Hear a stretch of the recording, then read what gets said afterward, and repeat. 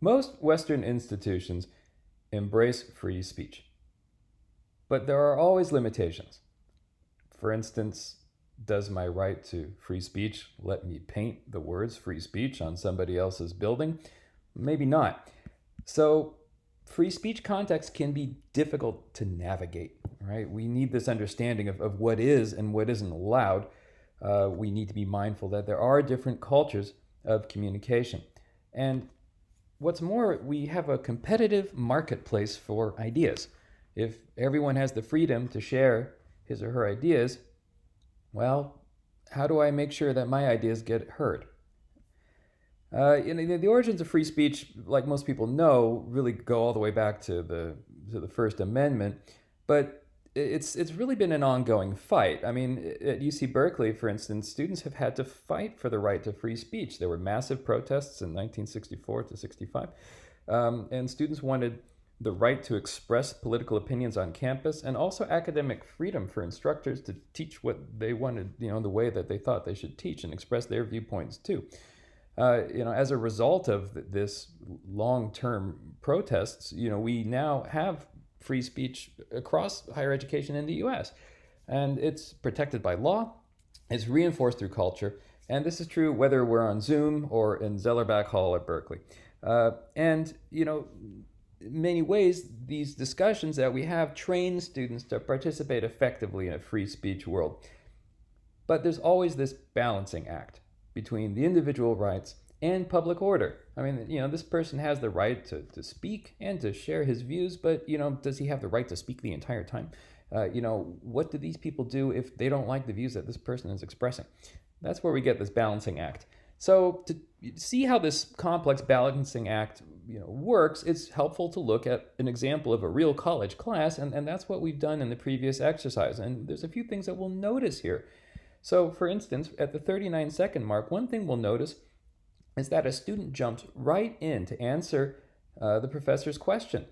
She's thinking out loud as she talks. She really hasn't planned out what she's going to say. It's not a student presentation in any sense.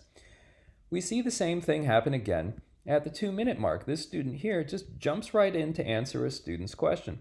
And like the first student, he does not raise his hand before speaking. He just feels that the time is right, so he just starts talking. And we notice that the students who are not talking, if you look at most of them are just listening with their heads down. They're looking down at their desks, but they're paying close attention. They're thinking about their own ideas. And the purpose here is that they are always ready to join the conversation. Sometimes a lot of people will want to join the conversation at the same time. And an example is when this one student remarks that certain views have no intellectual merit, many students want to respond to that idea. Well, since this student is still in the middle of speaking, these other students, now they raise their hands rather than interrupt. So what will happen next? The professor will probably choose the next student to speak from one that raised his or her hand, and maybe pick a student who hasn't had a chance to contribute yet. So what are our takeaways from looking at this video analytically? Well, there's several. One thing is that seating arrangement is often an indication of instructor expectations. At UC Berkeley, you'll see classrooms organized like this, but you'll also see classrooms like this. A grid format like this is often an indication that the instructor is going to be lecturing. There may be some discussion or question and answers, but this is likely to be a classroom that's really led by the teacher. And a semicircle, this is a clear signal that the instructor expects discussion. There's also some key features of these discussion-focused classes. One is that students will speak more than instructors and speak throughout the class. That's the goal, at least. The instructor's role there is to moderate discussion, maybe by asking open-ended questions or just using questions to keep the conversation going. The instructor may play devil's advocate. You play devil's advocate when you disagree with somebody, just for the purpose of getting that person to continue talking. But ultimately, there's this goal of ensuring that everyone has a chance to contribute, and that's partly where the role of raising hands comes in. Now, on the one hand, we want conversation to flow, but on the other hand, we want conversation to be fair and orderly. Now, if every time somebody talks, they have to first raise their hand and then the teacher has to call on that student, this will slow things down. But, at the same time, when a lot of people want to talk, hand raising can help moderate discussion. So here's how this works. The role of raising hands, it's not necessary at open points. Maybe someone just asked a question to the group, or maybe someone just finished speaking and now another person can jump in and take a turn. So we can think of raising our hand like making a reservation to speak, right? We know we can't speak right now, but we do want to speak in the future, so we're indicating that. And an example is the same student here. At this moment, the professor is speaking, but the student does have another thing he wants to say, so he's letting the professor know that he hopes to speak again in the future. And sometimes we see this classic move where students hold their hands in the air for a little bit and then they get tired and they do this kind of, I'm sort of resting my hand on my head thing. That's another thing you'll see at UC Berkeley. So, here's a few tips for speaking in class, aside from, knowing when to rest your arm. First, go for it, right? There's a lot of reasons to speak in class. You're supporting freedom of speech. You're practicing your critical thinking skills. You're, by thinking out loud. It's a great way to show the teacher you're engaged. And also, everyone benefits from it because it creates an active class environment. Class is a lot more fun when, the more people participate, the more fun it is for everybody.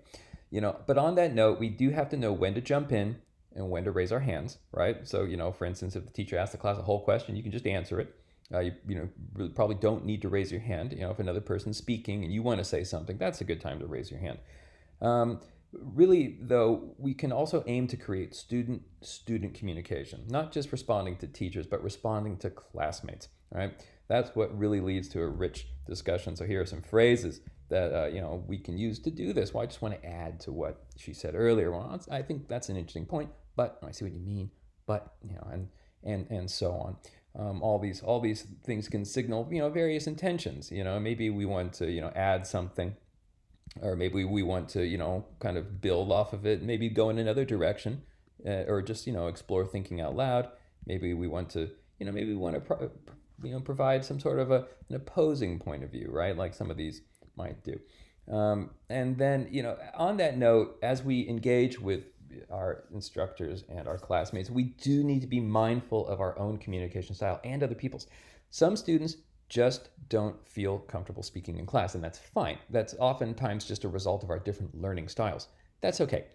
You can always, you don't have to speak in class. You can always just tell your professors how you feel and find other ways to show engagement. You can visit instructors during office hours. You can communicate with them by email. All of these will show instructors that, you are engaged and with the class, even if you're not an active participant in classroom discussions. We also need to be mindful that some students are very comfortable speaking in class. Well, for these students, be mindful of other students. Allow everyone a chance to speak. Remember that some people need time to compose their thoughts, and this is especially true when we are processing information in a second language. So, if you feel like you're the one who's dominating discussion, try these things here. For instance, one thing that you can do is you try counting to 5 before you answer a question, or just, in every class discussion, maybe limit yourself to 3 or 4 comments. This can ensure that there's, equity.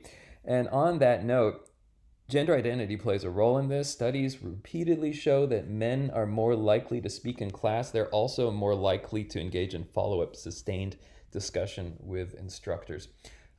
So this is really a problem for professors to manage. But if they don't, if you feel that there's some sort of lack of equity in your classroom, you should talk to your professor. And don't be afraid to do so. It's your free speech, right? You have every right. Finally, remember that the culture of classroom communication carries over into the business world. Communications and meetings at many Western companies is really similar to classroom communication. We see the same circular seating patterns. We see people jumping into conversation, and really we see managers there to often facilitate discussion rather than dominate it. Of course, cultural differences do exist between, in one company, the manager might just like to dominate the discussion, and then the next company, maybe the manager, wants to facilitate more. And we also, of course, will see this between countries, right? So, when we are interacting with people from other cultures, we do need to be very mindful that they may have very different expectations of what, a good communicator is, all right? And the more we are aware of these differences, the more effective we can be. But ultimately, I think speaking in class will help us to develop practical, real world skills, whether as students, business people, or even just members of an informed and engaged public.